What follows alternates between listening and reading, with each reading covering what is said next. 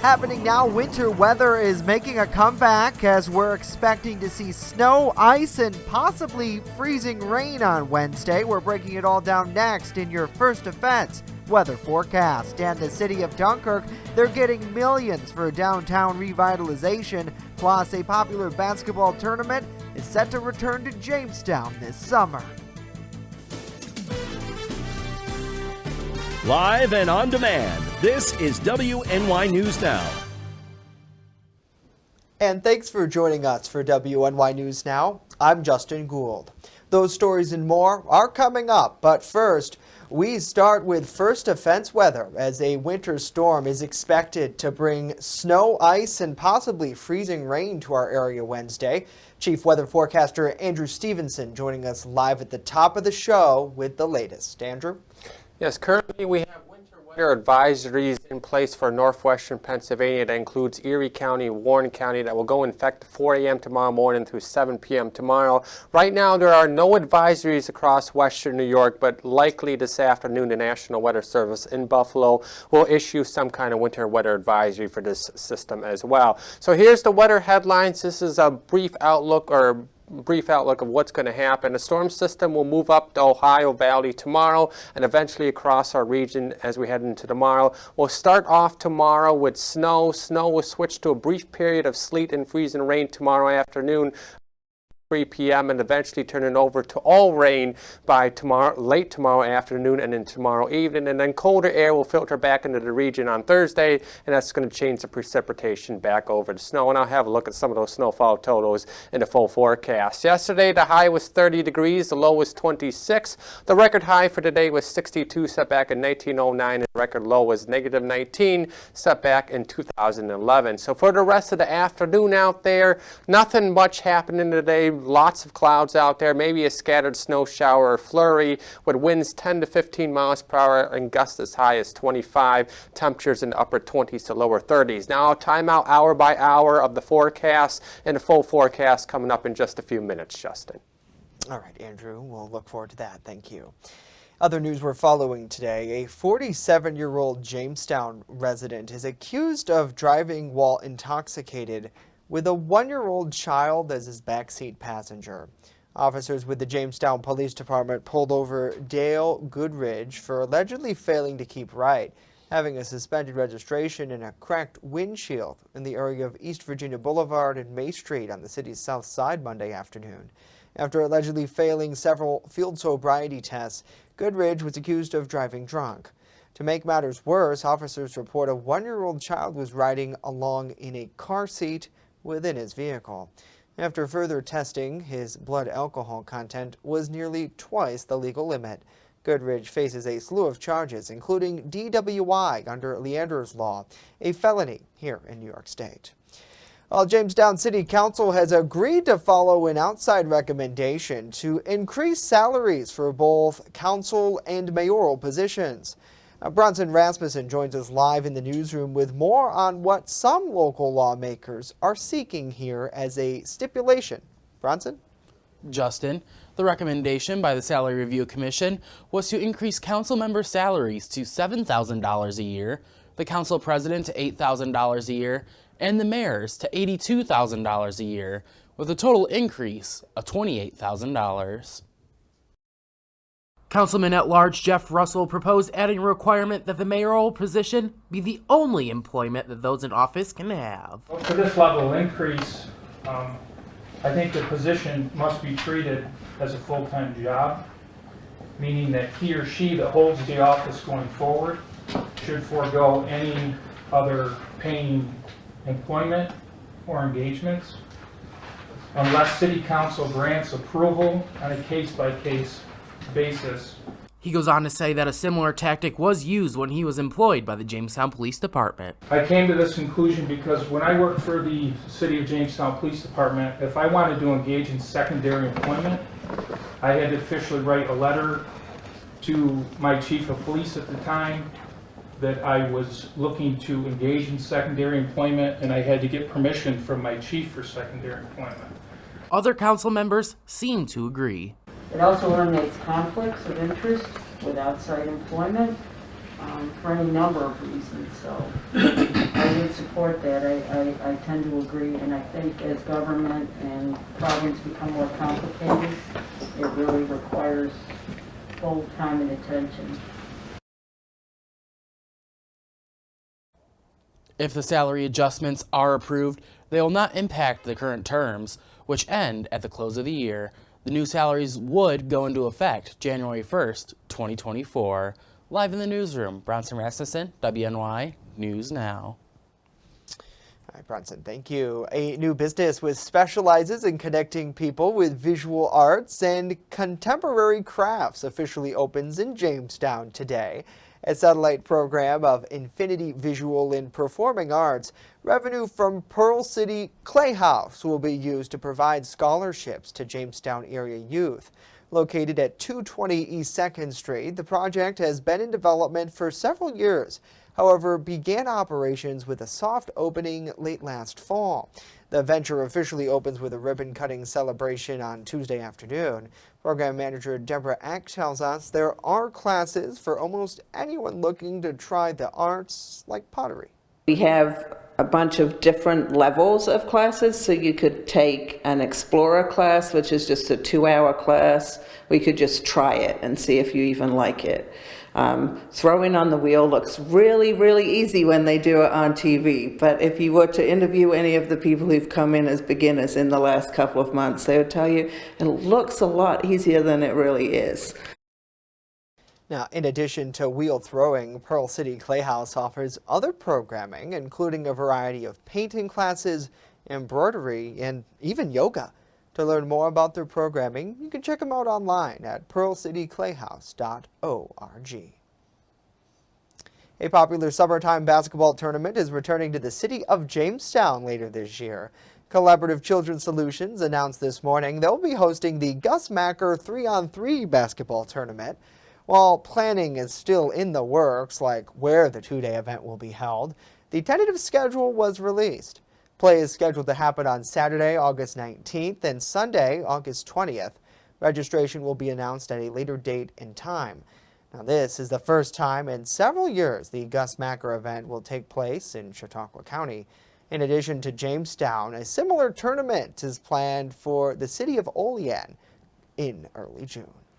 Well, as we continue this half hour, we have the latest on a $10 million investment that's coming to the city of Dunkirk. And later, an update on the historical restoration of one of Jamestown's tallest buildings. Stay with us. WNY News Now. We'll be right back.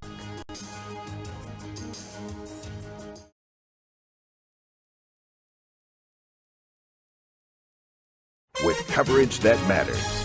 This is WNY News Now. EagleZip.com is your local one-stop shop for all of your home and business computer needs. Located on Fluvan Avenue Extension, just outside of Jamestown, EagleZip.com sells and services all brands of desktops and laptops, as well as servers and network equipment for your business. All new computer sales include transferring your data from your old computer plus a 2-year warranty. Call EagleZip.com today. Stop by EagleZip.com today and let us make computers easy for you. Have you ever wanted to live out your dreams? Hunt, fish, in all corners of the earth? Well, now's your chance. Follow Primitive Patriot Outdoors as we live out our dreams and show you how to live out yours through outdoor adventures. From Western New York to Africa to all corners of the earth, follow us on this adventure. It's an experience you've never seen before. Lead and Lures, Roku TV, channel 716. Looking for a fair and honest auto mechanic? Look no further than Duwyas Auto Service. Located at 140 Main Street in Randolph, our family-owned business is ready for all of your automotive needs. From general service to more complex repairs, count on Duwyas Auto to keep you on the road. We not only keep your cars running smoothly, but also looking great with our expert detailing crew. Send us a message on Facebook or call us today at 716-358-2292 to set up an appointment. Duwyas Auto Service. Fair, honest, and the best prices guaranteed. You're watching WNY News Now, where coverage comes first. The city of Dunkirk is joining 5 other downtown areas, including Jamestown and Olean, as a winner of a $10 million grant that's part of the Downtown Revitalization Initiative here in New York State. As Julia Gress reports, the goal of the DRI is to transform downtown areas through the ideas created by those who actually live there to attract businesses and other economic developments. Mayor Rose, as you mentioned, developing the marina. We know that this marina needs to be strong. It needs to attract people. We also have to continue working to have some fun options. I've always long believed that if you have a downtown brewery, the rest happens. It just happens. An indoor water park, and I know you have so many ideas and some visions. So, we know that these ideas are brilliant. They're great. That's what the community wants. In order to win this $10 million Downtown Revitalization Award, small cities developed a strategic plan through a bottom-up, community-based process that articulates a final revitalization vision and identifies a list of signature projects. Its position, and I'm a boater, a new boater, the last few years, the beauty of Lake Erie, but its communities that dot the shoreline, like Dunkirk, have such potential. And it's almost like they don't realize how cool they can actually be. Dunkirk plans to utilize its waterfront to redevelop the business district and mixed-income residential opportunities. Through this vision, Dunkirk looks to build a diverse and strong manufacturing base, as well as create a new digital and biopharma sector. We're ready to take that giant step to become a destination here in Western New York. We believe that this plan that we proposed will help us to bring in folks from the western part of the state, which I'm talking about the state of Pennsylvania, state of Ohio. This will become a destination. The planning team created 10 projects for the proposal, including the marina, a water park, and having the presence of Jamestown Community College in Dunkirk. Julia Gress, WNY News Now. Plans to redevelop Jamestown's tallest building are finally taking shape just 4 months after the initial interest was made public. Jamestown City Council is moving forward with a $2 million Restore New York grant application to remodel the Furniture Mart building located at 111 West 2nd Street here in downtown Jamestown. Now, once complete, the building will mostly be residential, with plans for a hotel and commercial space in the lower floors. While the grant has changed from a $500,000 ask to a $2 million, the project itself will need close to $20 million to be completely funded. We are submitting a Restore New York grant for round 7. This is going to be for the Furniture Mart building. We did have a resolution to submit an application a couple of months back. Unfortunately, the owner and the owner's representative were not quite ready to submit in that round. So we are confident that we'll be able to submit a good application this round. Now, the application for the grant is due this Friday. A public hearing on that will be tonight at 5:30 in City Council chambers. Well, some Republican lawmakers say they're working to strengthen public safety through a package of bills they're introducing in Albany. Our New York Capitol correspondent Elise Klein is breaking down what their proposals are and what they say it'll ultimately do. Republican lawmakers from the State Assembly and the Senate gathered at the Capitol's $1 million staircase to push for a package of proposals that they say will decrease crime and bolster public safety. Some lawmakers say criminal justice policies dealing with bail reform are further straining New York's public safety issue. And we hamstrung judges by stripping away their ability to keep imprisoned violent criminals without bail. Barkley highlights a poll from Siena College Research Institute that says 93% of New Yorkers are concerned about crime. Local lawmaker Senator Tom O'Mara says he sees this worry across the state. Everywhere I go, across the 58th Senate District and elsewhere in the state, citizens are very concerned about crime. You know, we don't need a Siena poll that came out telling us that people are concerned about crime. I hear it every day. Senator O'Mara says the governor needs to use her political capital towards this issue. Governor Hochul has continually emphasized that public safety is one of her top priorities. In her State of the State address 2 weeks ago, Governor Hochul said she plans to strengthen gun violence prevention laws, to launch a task force to monitor illegal gun trafficking, and to address bail reform. Hochul said she doesn't believe that bail reform is a primary driver of crime waves, but she promised to work with lawmakers to make meaningful changes. In Albany, Elise Klein, WNY News Now. Elise, thank you. Carbon monoxide can be fatal for people exposed to it for too long, and with winter now in full force, residents in part of New York State could be at a greater risk. Doctors say in the event of exposure, when symptoms like headache, shortness of breath, nausea, and confusion start to set in, is when people should act. Dr. Dylan Kellogg, he's a medical director with the Ardnot Health System, says the best defense is to use prevention tools like carbon monoxide detectors to minimize potential exposure in your home. In a recent poisoning fatality upstate, a New York resident was running a gas-powered generator through his bathroom, which was powering electricity to his home. That being said, there are things anyone can do to mitigate carbon monoxide issues in their home. If your detector does go off, get out of the house immediately and call 911, and the fire department can come and they have meters that they can check if there is carbon monoxide in the house. And then, if you are exposed, if you think you're having symptoms related to carbon monoxide, come to the hospital for evaluation. Dr. Kellogg says a great way to prevent exposure starts with making sure your carbon monoxide detectors are working year-round.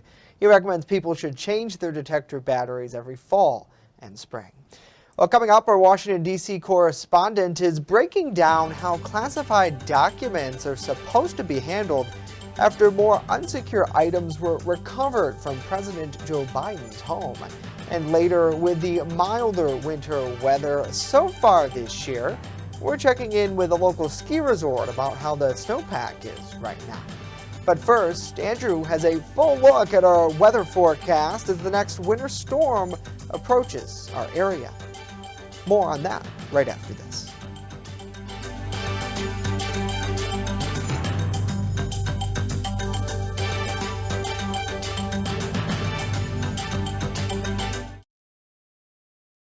With coverage that matters, this is WNY News Now. Slow down. Slow down and move over. Move over. When you see signs, Lights. Vests. please give us some room. Slow down. Slow down and move over. When you need help, It's our job To help you. to save you. despite the danger, real. Do your part. Please Slow down. Slow down. And move over. move over. I don't think any kids in my son's school even do it. He makes fun of his friend who vapes. He would never try it. She's into soccer. She's on the honor roll. She's just not the type. No way. No way. No way. No way. My kid would never vape. Get your head out of the cloud. Today, nearly 8,000 kids will start vaping. Maybe even yours. Learn about the dangers at talkaboutvaping.org.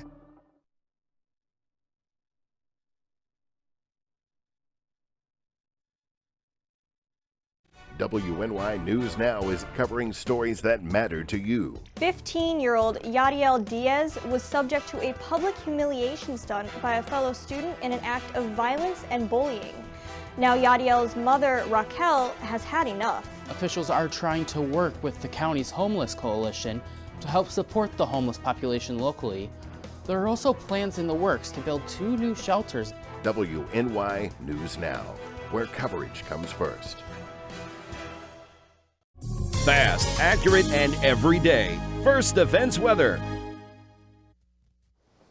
Welcome back to WNY News Now. Currently in downtown Jamestown, we're under cloudy skies. 28 degrees is the current temperature at the Jamestown Airport with a west wind of 12 miles per hour, and it feels like 16 degrees out there. Here's a look at all the watches and warnings that the storm system that's going to impact our region tomorrow is spawning across the region or across the United States. We have winter weather watches and warnings as far south as the United States-Mexico border. and that runs through Texas and Oklahoma and Missouri, Illinois, here.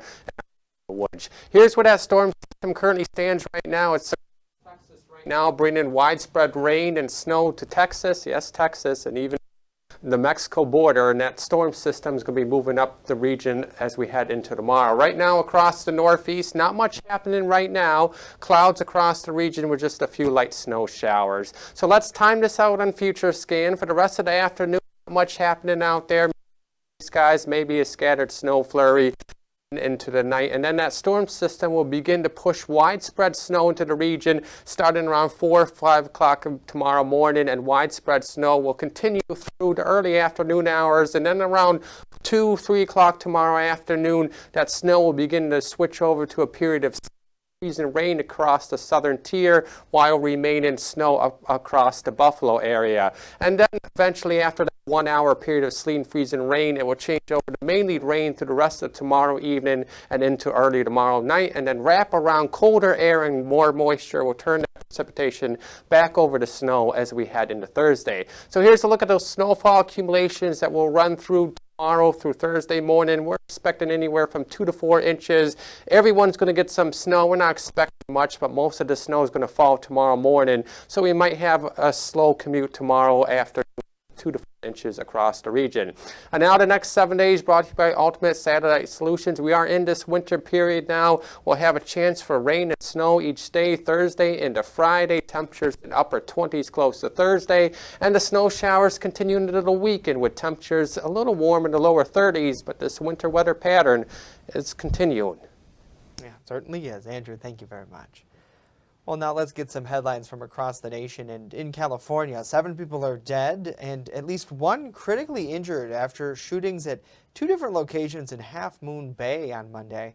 The first shooting happened at Mountain Mushroom Farm, where 4 people were shot. The second shooting happened at the Rice Trucking Soil Company, where 3 people were killed.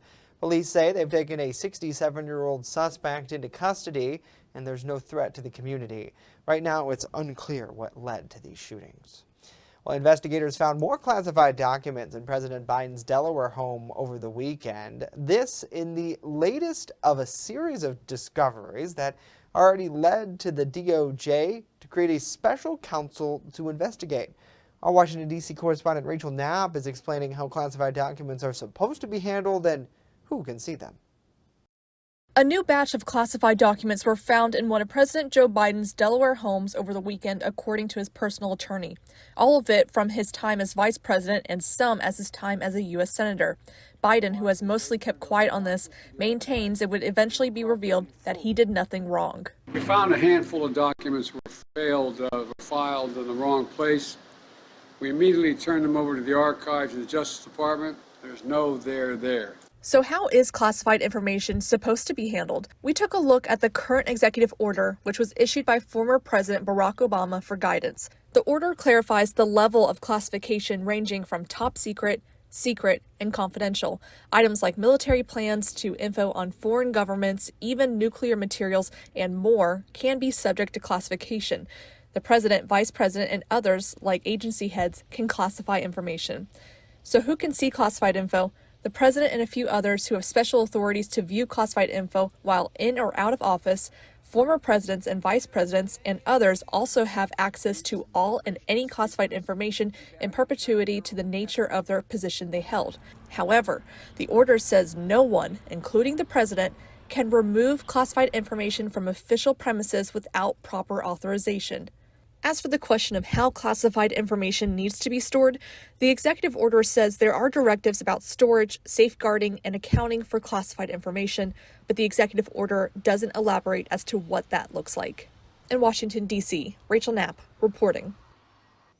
Rachel, thank you. There are some consequences for those who don't follow the rules. The executive order says officials can be admonished, lose their security clearances, and be fired. Congress also has their own separate criminal penalties on this. Well, the FDA says it wants to simplify how Americans stay up to date on COVID vaccine boosters. The agency says in documents posted on Monday, it wants the process to be more like getting a flu shot. That would mean assessing what COVID standards are circulating in June and then preparing a dose for that fall. The FDA says the plan is to create a single annual shot to boost immunity for most people, but those with certain risk factors might end up needing two. The FDA says vaccines and their Vaccine Advisory Committee is slated to meet this Thursday to discuss the plan ahead. Well, next, with an unusually warm January, we're checking in with local ski resorts who are excited about this week's weather forecast.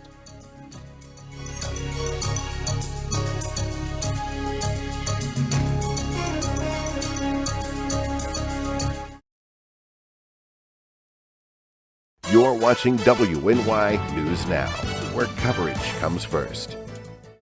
I know what you're thinking. I need a job. I need a new career. Well, I've been there. I've been there. I've been there. I wasn't happy with what I was doing. After high school, I didn't have a plan. I just wanted to start working. I got laid off twice, but you gotta keep going. You just need the right skills. Find an apprenticeship. I found a 2-year IT program. I found a medical course online. I'm now a consultant in the tech space. You have more options than you think. You can do this. You will find something. You will find something new.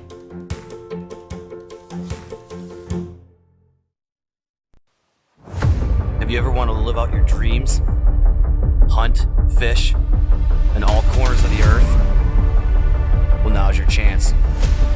Follow Primitive Patriot Outdoors as we live out our dreams and show you how to live out yours through outdoor adventures. From Western New York to Africa to all corners of the earth, follow us on this adventure. It's an experience you've never seen before. Lead and Lures, Roku TV, Channel 716. There's an old saying, there's no news in the newsroom. Well, it's true. The time I spend at the anchor desk is just part of my day. Most of our time is spent gathering stories in the community, stories that matter to you. We can't do it alone, and we need your help. When you see breaking news or have a news tip we should know about, drop us a line on Facebook today, email our news desk, or call our newsroom at 488-7226 so we can bring those stories straight back to you. In a package. And welcome back to WNY News Now. With this year's January being unusually warm, many winter sports and activities have had to adapt or be put on hold until the temperature drops below freezing again. And while local ski resorts have been able to use artificial snow to give skiers a place to go, many agree this incoming winter storm is a welcome change. Erie News Now's Tom Kowalski spoke with a few people at Peak and Peak to see just what this will mean for those on the slopes.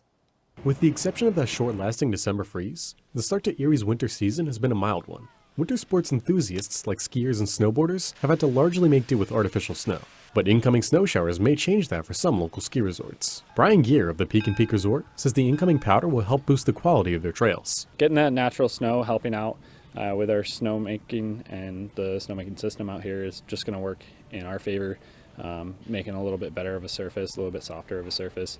Our CAT operators are able to groom that out and kind of keep that fresh layer, hopefully, on for when skiers and riders come tomorrow morning, and maybe a little bit of a powder day. Gear says due to the warmer winter, they even had to shut down the resort for a few days earlier in the season. We did close down for a few days, just kind of reduced our operations, but during that dry spell, we were able to maintain and kind of groom that snow so it wouldn't be damaged in the long term. By closing some of those trails, it's just going to help out and keep our slopes open longer. And Gear says the resort will be ready in case of another warm spell. Right now we're about 6 to 24 inches of an average depth around the resort, which is awesome to have, especially when it warms up a little bit. We're able to still maintain that average depth throughout the trails. And while skiers like Aaron Herman are glad to hear about the incoming powder, they say the resort has done a good job keeping up with the warm weather. Really, it hasn't affected too bad. It has been a slower season, but park crew and everyone's putting in the work and they're making it happen. It's pretty nice. It is nice to get out there and just have fun here at Peak and Peak and just live the dream.